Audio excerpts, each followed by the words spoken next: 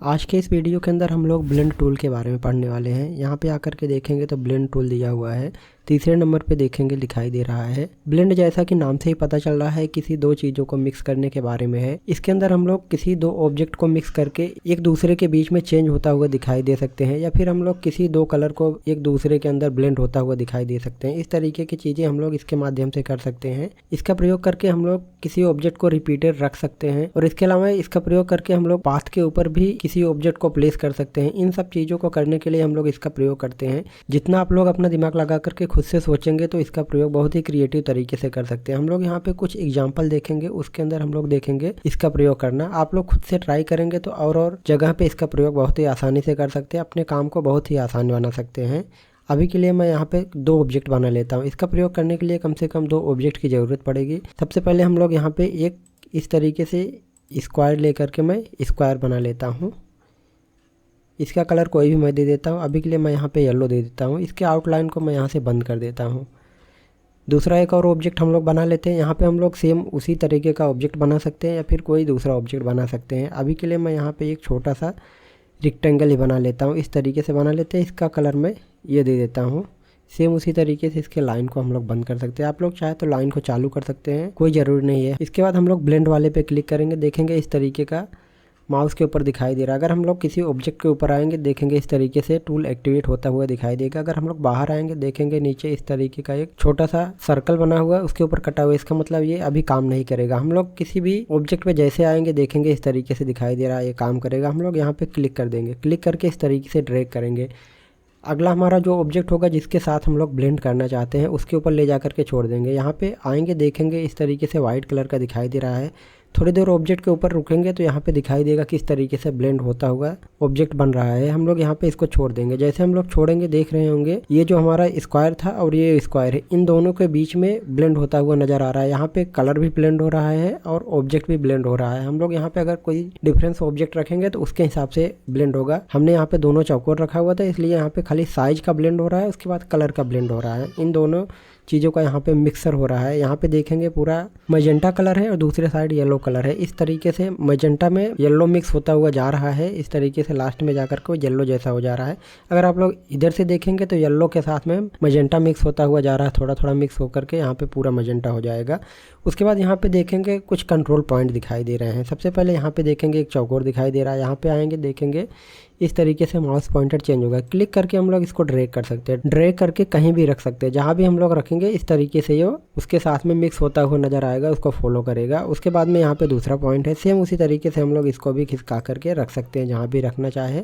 उसके बाद में देखेंगे बीच में दो स्लाइडर दिया हुआ है, एक नीचे की साइड दिया हुआ है, एक ऊपर की साइड दिया हुआ है। अगर हम लोग इस वाले स्लाइडर को खींच के यहाँ पे ला करके रख देते हैं तो इस तरीके से हम लोग कलर के ब्लेंडिंग को कंट्रोल कर सकते हैं। यहाँ पे अगर हम लोग जितना इस साइड रखेंगे इधर के साइड से येलो वाला कलर ज़्यादा इफेक्ट दिखाई देगा और जो मैजेंटा वाला है उसका कम दिखाई देगा। सेम उसी तरीके से अगर हम लोग इसको सेंटर में रख देंगे तो आधे के अंदर मैजेंटा का इफेक्ट दिखाई देगा, आधे के अंदर येलो का इफेक्ट दिखाई देगा। और अगर हम लोग इस तरीके से यहाँ पे रख देंगे तो मैजेंटा ज़्यादा दिखाई देगा। आप लोग अपने मर्जी के हिसाब से इसको सेट कर सकते हैं। अभी के लिए मैं यहाँ पे इसको सेंटर में कर देता हूँ। उसके बाद ऊपर वाले में देखेंगे यहाँ पे इसके काउंट को और साइज को हम लोग कंट्रोल कर सकते हैं। इस तरीके से जितना ज़्यादा हम लोग इधर रखेंगे उधर ये ऑब्जेक्ट ज़्यादा होगा, दूसरी तरफ दूर दूर होगा। इस तरीके से हम लोग इसको कंट्रोल कर सकते हैं। अगर दोनों को सेंटर में रख देंगे तो ये बराबर दूरी पे हो जाएगा। इसके अलावा इसके ऊपर आकर के देखेंगे तो इसके टूल के बारे में कुछ और चीज़ें दी हुई है। सबसे पहले यहाँ पे देखेंगे यहाँ पे 6 लिखा हुआ है। जो हमारा ब्लेंडिंग ऑप्शन है ये 6 हो रहा है, 1 2 3 4 5 6, ये 6 है। और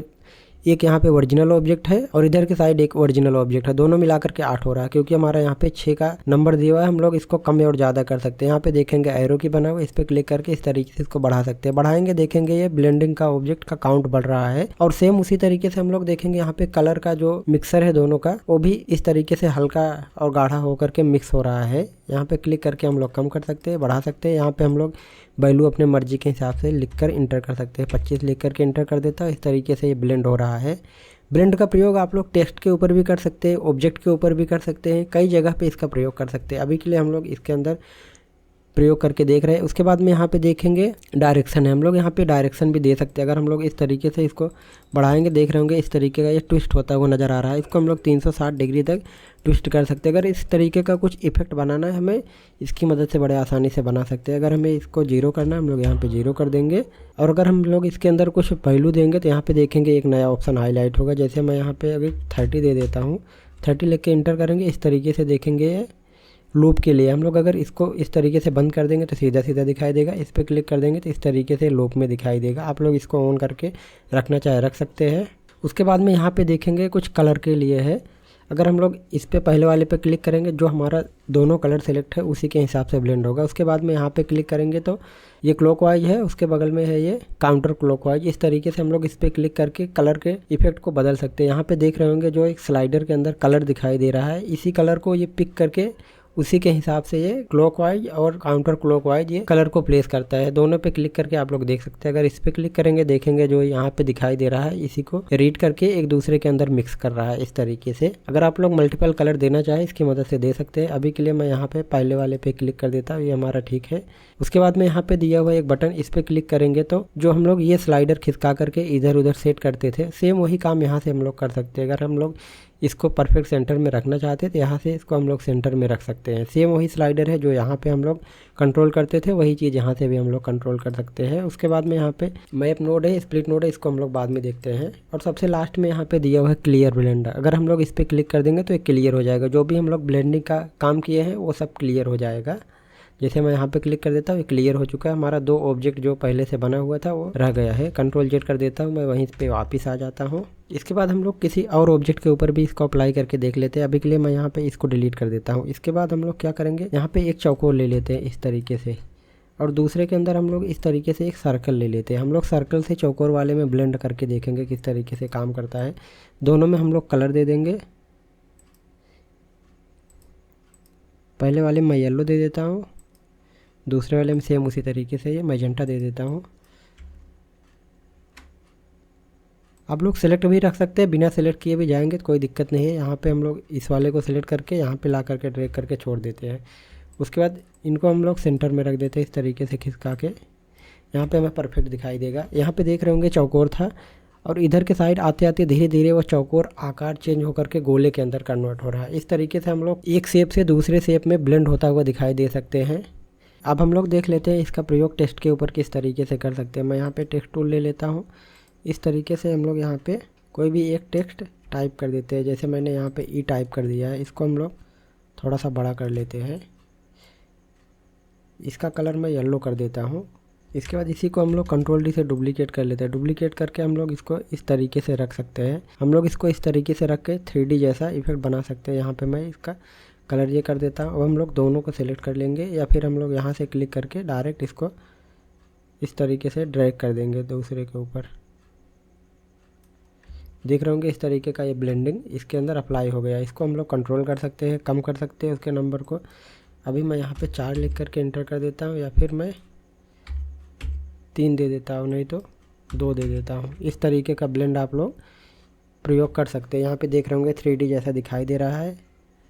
इसको हम लोग थोड़ा सा और दूर और नज़दीक इस तरीके से रख सकते हैं। आपको अपने मर्ज़ी के हिसाब से, अपने आवश्यकता के अनुसार इसको रखना होगा इस तरीके से। यहाँ से हम लोग कलर का स्टाइल चेंज कर सकते हैं, जैसा रखना है वैसा रख सकते हैं। इसके अलावा हम लोग इसका प्रयोग करके किसी भी पाथ पे इसको अप्लाई कर सकते हैं। उसके लिए हम लोग देख लेते हैं। सबसे पहले मैं यहाँ पे एक लीफ जैसा शेप बना लेता हूँ।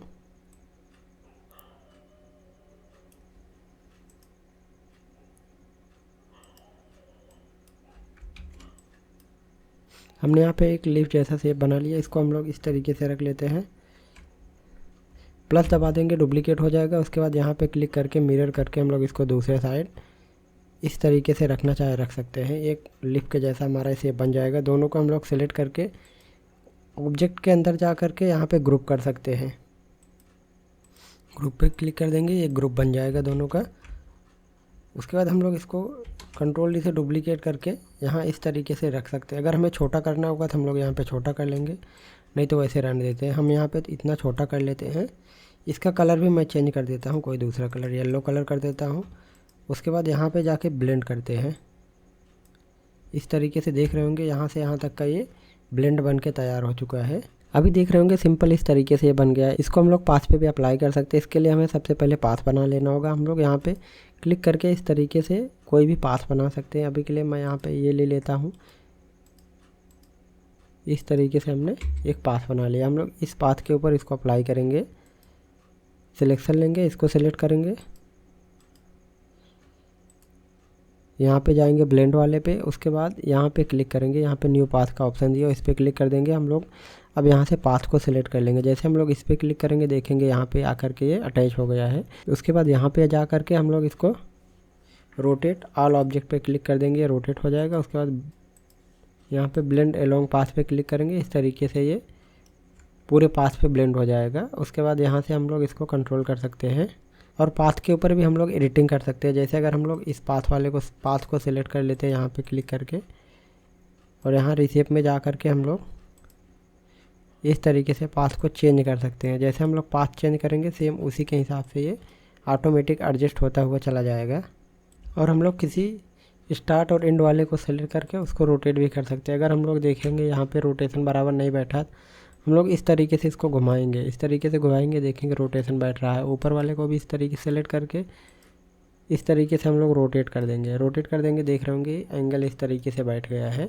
इसको हम लोग छोटा और बड़ा भी कर सकते हैं। क्लिक करेंगे, इस तरीके से इसको छोटा कर देंगे तो ये इस तरीके से छोटा हो जाएगा। बड़ा करना है हम लोग इस तरीके से बड़ा कर सकते हैं। जैसा रखना है हम लोग अपने मर्जी के हिसाब से यहाँ पे रख सकते हैं। अभी के लिए मैं यहाँ पे इस तरीके से रहने देता हूँ। इसके अलावा हम लोग पहले से बने हुए शेप के ऊपर भी इसको रख सकते हैं। जैसे मैं यहाँ पे सर्कल बना लेता हूँ, सर्कल को इस तरीके से बना लेंगे